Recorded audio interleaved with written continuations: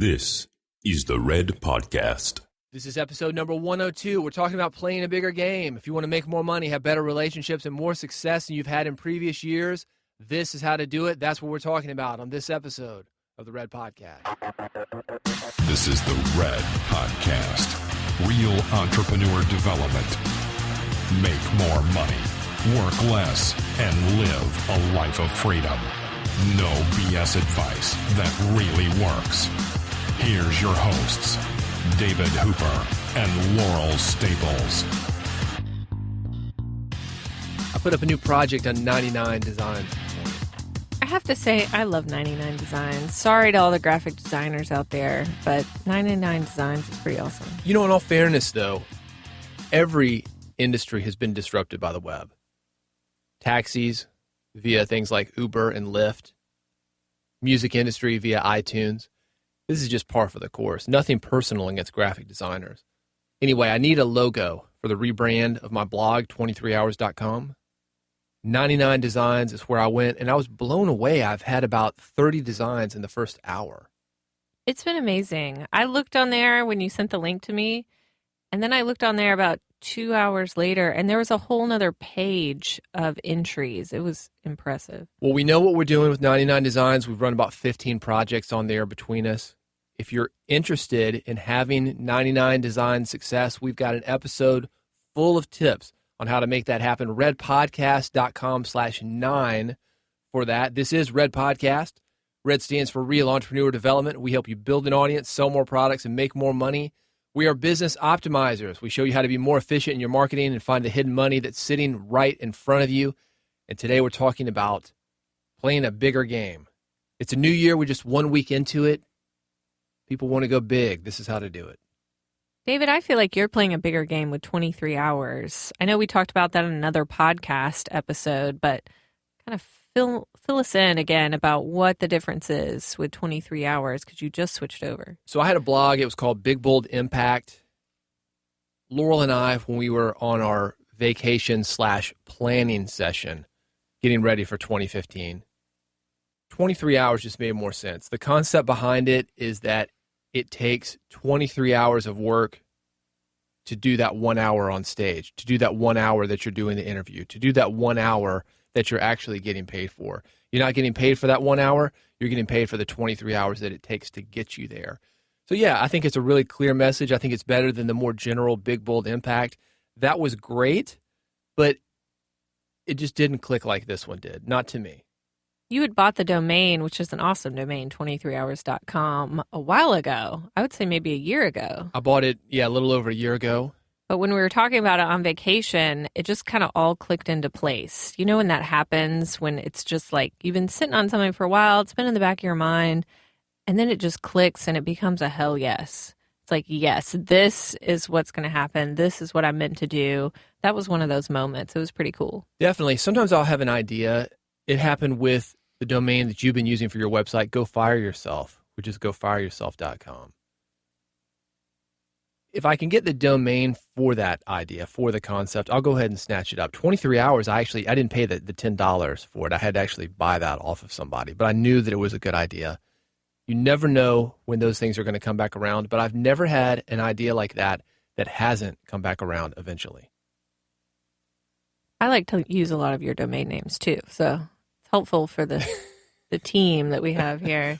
Well, that's the first thing that we do when we think of a new idea. Go through the list of domain names that we have. Would this work? Would this work? Would this work? And I've got not as many as I used to. Right now, I've got about 70-something. At one time, I had 800. Wow. But most of them were being used.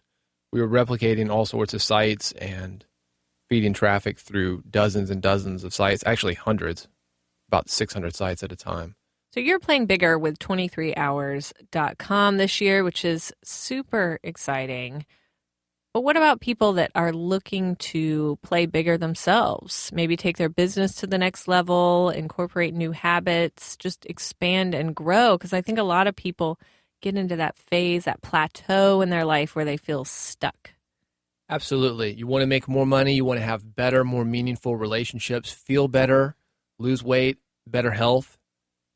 Expand where you are, expand from where you are now. Maybe even have that aha moment that you had that's like, yes, this is what I'm meant to be doing and this is how I'm going to do it. Yeah, be open to that, because when things are going really, really well, that's when I found that those moments happen. When you're super stressed out, you're worried about money, you're worried about other things, you're focusing on that stress, you're in a survival mode, and those aha breakthroughs, it's tough for those to happen. Exactly. I think of it as like if you have a clenched fist, you can't put anything in your hand. You can't accept anything new. When you're focused on the stress and on problems, you can't have these creative ideas, these aha moments. So you do have to get out of that mentality to move forward and to go big. So if you're looking to do that, you're looking to go big, have those aha moments, the first thing I suggest is take an inventory of where you are now. Be honest about where you are now. For example, if you want to lose weight, you've got to get on the scale because you've got to know how much weight there is to lose. One time I was in a lot of debt. We've told this story on here, I believe. I didn't open a bill for 6 months. Wow. Had to do that, and it was very, very scary to me. But once I did, I remember thinking, oh, that's not that bad, because I was making it out to be so much more in my mind. You do have to get a benchmark for where you are right now, and it's not so bad. Because if you don't know where you are now, you're never going to be able to get anywhere. You have to locate where you are on the map if you want to go to the next place on the map. I think that's the thing about goals. You've got to be specific. You've heard SMART goals, right? Yes. We've all heard of SMART goals. Laurel and I were joking around about SMART goals over our planning session because we can't stand it. Can't somebody come out with a better example for good goals rather than SMART, which is specific, measurable, action-oriented. Is that right? No, that's not know. even right. Yeah, I think SMART goals is awesome. Don't get me wrong. I just think I've seen it in so many different books and blogs where they act like it's a totally new concept. That's what bugs me. It's like they act like they invented it, and they obviously didn't invent it. I think it's great. I talk about it in my stuff, but I don't act like I invented it. But what I like is for people to explain things in their own way. It just seems to me, it makes me question everything else that you're doing. That's probably a different discussion, though. With that said, it is good to have those specific and measurable goals. For example, weight loss, to take it back to that. How many pounds do you want to lose? If it's money, how much money do you need to survive? How much money do you need to thrive? It's specific, measurable, attainable, realistic, and timely. Well, that's stupid right there, because what's realistic? Realistic is what's doable and attainable. That's what and everybody else timely. says. What is realistic? Realistic is what fits into what you That's can what do. they think you can do. We're talking about what you think that you can do. Well, I like SMART goals. But about playing a bigger game, you have to accept that this is going to be a stretch for you. Otherwise, you're playing the same game you played last year. That's the thing. If you want the same results this year as you got last year and the year before that, do the same thing. Do exactly what you've been doing, and you will get exactly the same result. In order to not get the same results, to get better results, to get different results, it is going to be a stretch. And you do have to move outside of your comfort zone, because what you want is outside of your comfort zone, because if it wasn't, you would have already attained it. I disagree about doing the same thing, because business is changing so fast. If you do the same thing that you were doing last year, even if it was working, there's no guarantee that it's going to work this year. You've always got to be evolving. So you might as well just accept that. And accept that you're going to have to learn new things in order to do this. You're going to have to stretch yourself. You're going to have to stretch your knowledge. It's going to be a lot of work. That's why most people don't do this. They kind of stay in their comfort zone. They stay where they are because sometimes it sucks to go bigger.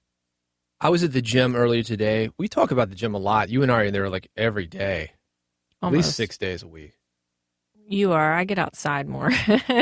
But I was thinking, because it's the new year, how intimidating that would be to walk in the gym. For me, I'm just annoyed because there's so many people in there right now. They're getting on their New Year's resolutions. But that must be super, super intimidating if you haven't been in the gym since maybe high school, since school. And you've got to walk in, and there are all these people that appear to be more fit than you are, doing whatever they're doing. They've got their routines down, and you've got no idea how to use the machines, how to set up the machines. You're huffing and puffing, even walking up to the steps to the gym. That's got to be intimidating. That happens for people in the gym, but it happens all the time for people in business like us, is you want to take your life to the next level, and you look at all these other people who appear to be doing much better than you and making more money than you, and they're more business savvy than you. And you got to walk into that room, metaphorically speaking, and you got to do what you got to do despite all that. You've got to move out of your comfort zone. So how do you do it? Start small. We talk about it like a ladder. As a matter of fact, we did an entire episode on this. It's redpodcast.com/41 for that, about how to move out of your comfort zone. Really quickly, though, it's starting with those small goals, moving it up a rung, up a rung, up a rung, until you're at the top of the ladder. Then you get on another ladder, a bigger ladder. Lots of ladders. Remember that game, Chutes and Ladders? Yeah. Well, sometimes it's like that, though, isn't it? It is. Sometimes you're going to get a chute, you get knocked down a few pegs. But you've got to remember, again, we're talking about playing a bigger game. We're also talking about a lifetime of events that you've got. Too many people, they judge themselves based on one sales call or one transaction or 1 year, one project. It's not about that, though. It's about a lifetime average. So as long as you're moving up over the lifetime, you're going to have some of those ups and downs. If you've ever looked at a stock market chart, stocks go up, stocks go down. But historically over time, if you were to buy a portfolio of stocks, remember, we're talking about playing a bigger game, a lot of transactions, a lot of irons in the fire, a lot of plates spinning. Your stock portfolio is going to go up, your career is going to go up, and you're going to win more than you lose. Before you start playing the business game, when you're thinking about a business, thinking about getting into it, a lot of people think business is a linear thing. And what you're talking about, David, is there's a lot of ups and downs. You hope that the sum of it all is going in the right direction, is going up like a stock. But there are a lot of ups and downs. So don't expect business to be linear. You might see that in other people's businesses from the outside that it looks linear. They started, they grew it, it took off, yada, yada. But that's typically not how it is from the inside. Oh, it's linear. The line just goes up and then down, sometimes down a little further. That's not linear. And then back up. It's a very crooked line. It's a very crooked line. Well, regarding those ups and downs, when you have the down, that's just telling you what doesn't work. When I think about rejection, when I think about what doesn't work, I think to my direct mail background. When we have a mailing campaign, for example, marketing campaign, and it doesn't work, we just look at that as data. It's not personal, just something that doesn't work, but that no, that rejection, that gets us closer to the things that will work because we know not to do it again. When you're playing a big game, you can't look at things as success versus failure. It's really not that cut and dry. Everything is data. That's how to look at it. It's not personal. It's just data. And when you start to look at the things that happen in your business like data, like you're tracking something, then you won't take it personally. And then you'll be able to break out of that comfort zone. Whatever comes back when you dive in is just data. That's when you can really start playing a big game, I think. The serial entrepreneurs that I know, these guys are amazing. They don't take it personally. And I think the genre of entrepreneurship, the guys that are in it, they think nothing if you go to them and you say, yeah, I started 7 businesses. The 8th one worked. The 3rd one I declared bankruptcy on, had to start over again, lost everything. They think nothing of that because they understand that. This is one of the few careers that I think does that. Totally. You read all those stories about the big players, whether it's the founder of Twitter or whoever it is, and they all had failing businesses before they hit it big. And it's just part of the process. It sucks when you're in it, but if you just keep going, it's just part of it. I tell a story in my book about WD-40. And the 40 in WD-40 stands for 40th attempt. Water displacement, 40th attempt. Maybe a better example of that is Thomas Edison. 6,000 filaments before he found the one that worked. Didn't think anything of it. He just went through them one by one. Tesla spent a year in Edison's lab while he was working on this project. He described it like this. He said if Edison had a haystack and there was a needle in it, you've heard the saying, finding a needle in the haystack, that he would go through every strand of hay and find that needle. That's how he looked at it. He didn't take it personally when the things didn't work. He was just trying everything. Got a little bit closer, eventually found something that would work. Maybe he had some great angel investors. He did. There you go. Yeah, he did have some That investors. helps. Does it? I mean, it gives you some resources, but you still have to stick things out. You And have if you to look stick at things the out. entrepreneurs that we know, the reason that they've succeeded is not angel investors. If that were the case, all the guys we know that have ever had angel money would have succeeded. It's the fact that he woke up every morning, went to the lab, stuck it out. Same with entrepreneurs that we know. You have to do that. It just helps when you have some money coming in to pick up every single piece of hay to find that needle. But you have to do it. Part of the process. Well, it's frustrating. You know, here we are, the 102nd episode of Red Podcast. A lot of people don't get that far. Most podcasts, 7 episodes or less. Have we had good ones? Yeah, we've had some okay ones. Have we had bad ones? Absolutely. We've had some. Remember in the early days, we didn't even release them. They were so bad. It's like, Yeah, we had to redo a lot let's redo in that the one. beginning. Yeah, we came in with history of broadcasting. We came in kind of knowing what we were doing. Yep. It still happens. You just have to look at it like, this is data. Now we know what not to do. Like sometimes, for example, speaking of Red Podcast, we're just not in the mood to record. And we know better than to force it to wait till the next day when we can devote the full energy that we have to getting a good recording. Exactly. Hey, speaking of Red Podcast, you're my partner in this. It's true. And I think that a partner is wonderful to have when you're looking to play a bigger game. There's somebody that can hold you accountable. It's like a running buddy, the guy who's running just a little bit faster than you're comfortable with. You're not going to let him get ahead of you. You're going to try to chase him. Maybe you won't catch up to him, but you're going to run a little bit faster than you would on your own. I think partners in business help. Maybe not working together necessarily, but just having somebody in the trenches with you, somebody who's going to hold you accountable and call you on your BS. You do that to me all the time, Laurel. Yeah, You're one of the few people who will. it's true. I kind of like to think of you as the Robin to my Batman. Just kidding. It is good, though, isn't it, to have somebody that you can trust?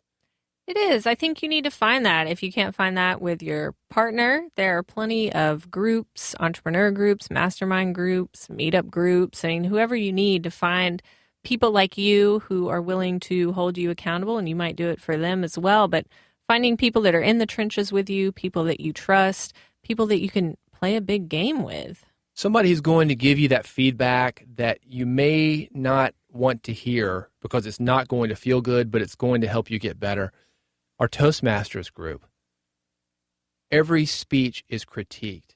But a lot of those critiques, the critiquer is afraid to give hurtful advice. So somebody will get up and they'll say, oh, you know, I just loved it. It was so positive. I can't think of anything wrong. That's BS. That's not helping the person who just gave the speech. I don't think it has to be all negative when you're giving a critique. They call it CRE, which is commendation, something good, recommendation, something you can improve on, and then encouragement, something to keep you going. I think that's a good method when you're trying to give feedback or when you're receiving feedback. You can ask somebody to give you feedback in that way because that's going to keep you motivated and keep you playing that bigger game. You don't want to get discouraged and go off to the sidelines. You want to be able to get back up. It's not going to help you to have somebody blow smoke up your ass, but at the same time, the opposite of that isn't very helpful either. We're talking about entrepreneurial groups, helpful meetup groups, things like that. I think the bottom line here is you want to start hanging out with winners. If you want to play a bigger game, you have to hang out with other people who are playing a big game like you want to be playing. If you're hanging out with somebody who's not making a lot of money and making poor decisions and not happy, what is the likelihood you are going to make great decisions, make a lot of money, and be happy? It's not very likely. Crabs in a barrel, man. Sometimes you got to get all new friends. That's the reality that I've seen. You said that with a major accent. Crabs in a barrel. Crabs in a barrel, man. Hey, we're from Nashville. We can pull it out. do that. We can pull it out. You do. I mean, you have to hang out with people who you want to be like, or you're working hard together. That's just how it has to happen. And it's not going to be everybody. Unfortunately, not everybody's meant for this. You're going to have people who don't understand you. I'm not saying that you have to completely ignore them. You don't have to completely stop hanging out with them, but it is a good idea to limit their interaction and influence in your life if you want to play a big game. Sometimes they're family members that you just can't shake. So that's really not an option. But I like what you said. It's kind of intentionally hanging out with other people and limiting time with the people that drag you down. We talked about the CNBC show on the last episode, redpodcast.com/101. We were talking about the prophet. And the prophet is a guy who comes into businesses, fixes them, makes them profitable. A lot of times you see those family businesses, and he'll come into a really bad situation where they've got these dual relationships, mother-son maybe, father-son, husband and wife. One person's bringing the company down, the other one's trying to do a good job. Got to let one of them go. It's always very complicated. That's what hanging out with and doing business with people that aren't at your level will do to you. And it can get messy. The messiest of all is family. For sure. That's why you never see a couple where one person is really in shape, one person completely out of shape. They're either both out of shape, both in shape. The people you surround yourself with are the people that you become.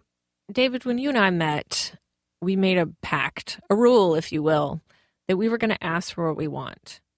The other person could say no, they could veto, they could do whatever. But we said we are going to come to the table every time and ask for exactly what we want. And I think we've been pretty good about that. And that, to me, is one of the reasons we've been able to play a big game in our businesses, working together in the same house together, and also in our relationship. And I think that's a huge component of playing a bigger game, is you have to come forward. You have to figure out what you want. That takes people some time. But then you have to ask for it, and you have to be direct about it, and you have to stop beating around the bush, and you have to know that you are deserving of what you want. Kind of all of those things in tandem have to happen. You've got to be able to ask for what you want. On episode 89, redpodcast.com/89, we talked about rejection therapy. The rejection therapist, as I call him, Jia Zheng, comes from China.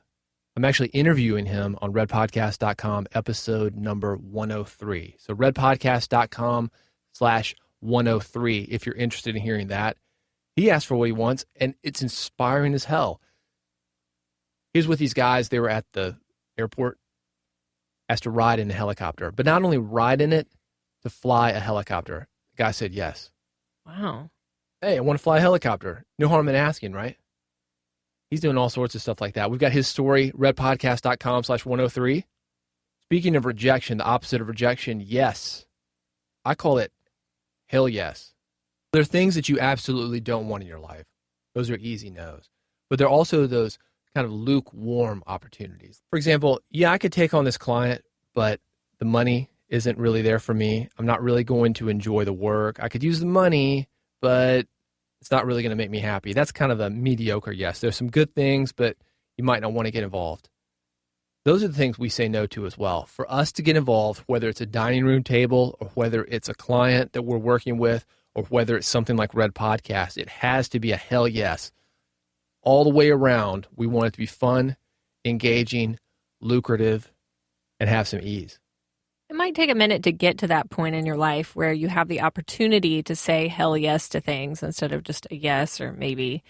But that's what you should strive for, is making hell yes decisions, which is the point we have been able to get to in our lives. And there are parts of your life that you can do that now regardless of where you are. I would argue that you can push the limit on this more than you think that you can, regardless of where you are. I do it when I'm shopping for clothing. I go and I look at things and I'm like, is this a yes or is this a hell yes? And if it's a hell yes, I'll take it to the dressing room. If it's like, oh, it's cute, but I might wear it once, maybe it's on sale, I don't know, I just put it back because it's not a hell yes. It's got to be obvious. And that's something you can learn as you go on this entrepreneurial journey, trusting your intuition. Sometimes you got to jump into those mediocre yeses or even no's to learn the problem with doing that. If you've got questions or comments, reach out to us online. redpodcast.com is where to get us. There you'll find previous episodes of Red Podcast. You'll also be able to get in touch with me and Laurel directly. If you're listening on iTunes, we'd appreciate a review. That will help us to come up more frequently in the iTunes search engine results. We'll reach a bigger audience, grow a bigger real entrepreneur community. Everybody benefits when that happens. Thanks so much for listening. We'll see you on the next episode of the Red Podcast. You've been listening to Red Podcast, Real Entrepreneur Development. Subscribe today using iTunes, Stitcher, or via RSS at redpodcast.com.